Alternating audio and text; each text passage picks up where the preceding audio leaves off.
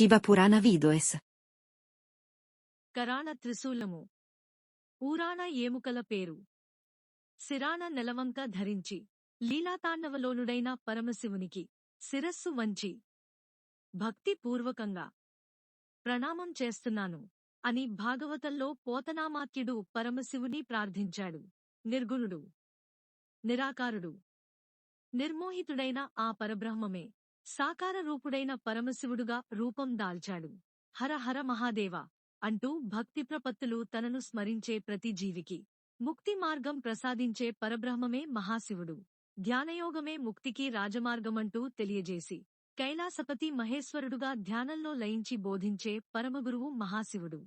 అట్టి పరమశివుని వర్ణనతో కూడినదే శివ మహాపురాణం. ఓం నమః శివాయ. ఓం నమః శివాయ.